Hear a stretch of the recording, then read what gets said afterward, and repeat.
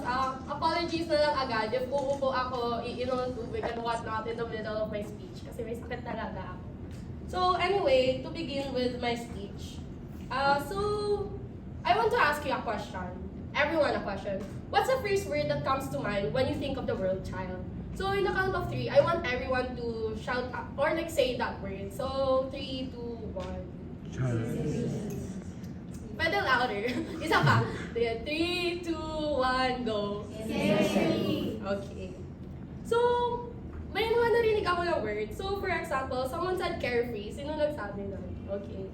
So, some of us associate the word child or children in general with the words carefree, innocent, pure, ganyan. I would say na I also used to associate myself as that or to those words when I was younger. So, for that, good evening everyone. I am Kath, and tonight I will be talking about a very sensitive and serious topic, which is sexual harassment or sexual assault. So, before anything else, I would like everything to think to themselves muna. If they think that they can handle this topic. So, if not, please feel free talaga na lumabas muna kayo during the duration of my speech if you think you're not ready for this. Kasi you think you're not ready to discuss about it or it's hard for you to digest. Okay, so okay lang talaga. Okay. So, to start, I am requesting everyone to close their eyes muna. So, everyone, paki-close eyes nyo. Huwag kayo mag-peek. Okay. So, now I will be giving statements. And if you think that it applies to you, please keep your hand raised until the last statement. So, please be warned na some of these questions may be personal and sensitive. So, for privacy na rin, I will be closing my eyes. So, first question ko is, has anyone here ever experienced firsthand sexual assault or sexual harassment? Okay. Second, does anyone in this room personally know, like a friend, a family member, or even an acquaintance who has experienced sexual assault or sexual harassment?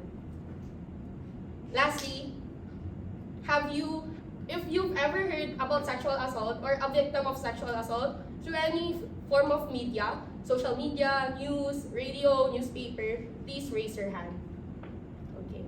So, in the count of 3, I want everyone to keep raising your hands pa rin, and I want everyone to open your eyes in the count of 3. So 3, 2, 1, open. Okay. Now, I want everyone to take a look around the room. So, can someone parang sabihin nyo, anong napansin nyo after nung parang mini questioning natin? So, sino gusto magsagot? Like, napansin nyo, pag open nyo ng mata. Very simple lang. Nakataas kamay ng everyone. Okay, so, seeing that everyone raised their hands, I guess everyone or all of us has an idea of what sexual harassment is. So it's nothing new. It's not the first time that we've heard about it. Kasi in our daily lives, or like may time na nakarinig na tayo about something regarding na sexual assault. Okay. So next is, now sexual harassment is a very traumatizing event, if you ask me. So I remember when Sir Mark found out about my topic first, he told me non-verbatim. I want to make sure that you're ready to talk about this. When he told me that, I did think to myself, am I ready? What if I cry na naman while giving my speech?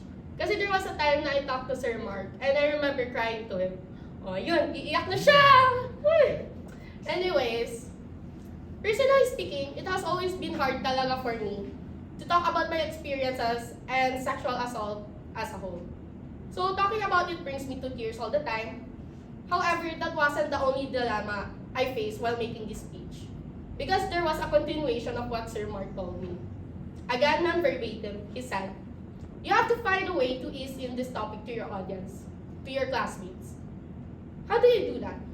Ease in a topic so sensitive, like sexual harassment, to your classmates without fully knowing their past experiences. Kasi may chance na mayroon ding ibang sexual assault victim victims dito and they are not ready to open up about it sa others. So I won't be, parang hindi ko malalaman na they're a sexual assault victim. So anyways, napaisip ako, should I throw jokes from time to time? That's absurd. Should I let my audience share their experiences? That's forceful. So how? Well, after thinking about it, I thought that maybe being raw, sharing my experiences, and just letting go is the way to go for this speech. So let me start with the story. So remember when I asked everyone sa start ng speech to say a word na they associate with the word children or child? Just like I said, innocent and carefree are some of the words that I would use to describe myself about 10 years ago. Mga 8 to 9 years old ako. So I still remember I was walking happily down the street, jumping and laughing with my family. Pero medyo nauna ako sa kanila. So my family was behind me and I was sa front na. So I bumped into an old man. Accidental. Maybe that's what I thought at first. Pero right now, I wouldn't say so. Because he grabbed me where he wasn't supposed to. After that encounter happened, I immediately went silent because of shock. My mom noticed and immediately asked me what happened. To this day, I regret not telling her. But at the same time, how could I? Mom, he assaulted me. I wish it were that easy. Some may think that it was such a small incident, but for me, it shaped the rest of my childhood. From being a chatty and happy-go-lucky person, I turned into a quiet and reclusive person. That small incident changed me as a person. Sadly, it didn't stop there. Strangers. Hi, Miss. Hi, sexy. Saan ka papunta? Some of the things that I would often hear while walking around the streets. Compliments, as they would like to call it, but they aren't. I regret not speaking up because compliments aren't supposed to be uncomfortable. Compliments aren't supposed to make us feel ashamed. And most importantly, compliments aren't supposed to bring our confidence down. Comments and actions from strangers which left a scar on my life. Friends. So, who here considers their friends as their safe space? So, pakitaas yung kamay kung sino. Okay. So, you may not put down your hands. So, like you, I also consider my friends as my safe space. But I learned that even the people you consider as your safe space can turn into your own prison. Funny how I had to learn it the hard way. The incident was fairly recent actually. So, this happened the summer before college. I am a first year student, so bago na siya. So, I was in a group of friends, 2 guys and 2 other girls. So, one of the guys confessed to me, but I rejected him because I didn't feel the same way. And I had a boyfriend at the same time. So, I thought na he understood and we were chill, so we continued being friends. However, I was wrong. Whenever we hung out, he would be so touchy. At first, I didn't put any malice to his actions because we were friends after all. It's normal for friends to be touchy, right? However, at some point, I finally had enough. For the very first time in my life, I finally spoke up again against someone who has made me uncomfortable. So, he apologized, I forgave him, and we continued being friends. I really thought that things would go differently from there, but it didn't. He continued to be touchy to the point that it made me so uncomfortable and scared to be with him. I told him off again, he apologized again, I forgave him again, we continued being friends again. I really hoped that it would stop there, but it didn't. He continued to be touchy, and if it went too far, he would say it was an accident and apologize. So, when I finally had enough, I decided to distance myself from him and finally ignore him. I told our other friends about it. I was left unhurt and disappointed by those friends. Our other male friend in the friend group, he only told me na I'll go talk to him, but let's stay as friends. My other female friend looked past through what I was feeling and said that I should just ignore it and that we should still stay as friends. And our last friend didn't have much to say. So shameful as it is to say, I almost did forgive that friend. Luckily though, I had other friends who made me realize that I shouldn't tolerate such people, even if I once considered him as a friend. So comments and actions from friends which have left a scar on my life. So these incidents probably meant nothing to them, but not to me, the victim of these incidents. It left scars. I became shy, scared, and reclusive. I became the person who I didn't want to be. A person who could not speak up for themselves. I remember when I was younger, before all these incidents, I promised to myself that I wouldn't let anyone shut me up in the face of injustice and whatnot.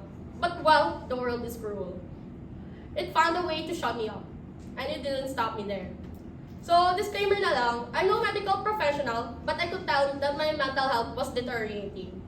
So, with every comment and every action that came from these people, strangers, friends, acquaintances, and those. So, I was shutting people off, I never went out, and only slept during my free time. I barely ate, or I ate too much. I cried randomly for no reason, and so much more. To be transparent, I was actually recommended by a professional to go see a psychologist. Because according to my initial consultation, I showed signs of depression. However, I didn't think I was ready, even now. I know you could argue that maybe it didn't develop because of this incident. Maybe I developed it because of something else. However, looking back at my childhood, looking back at everything that has happened to me so far, I do think that this incident in my life had one of the greatest impacts on my life. So, right now, how I wish na I could tell you guys, all of you, na I have recovered from these incidents. But I haven't. These incidents left scars. Scars that I'll be carrying with me for who knows how long. Until now, I'm still scared to walk alone down the streets, especially when I see a man. Until now, I keep my head down when passing through a group of men. Until now, I get paranoid when walking down the street. That's not to say that I haven't done anything to try and move forward though. Recently, I started wearing what I wanted to wear. So,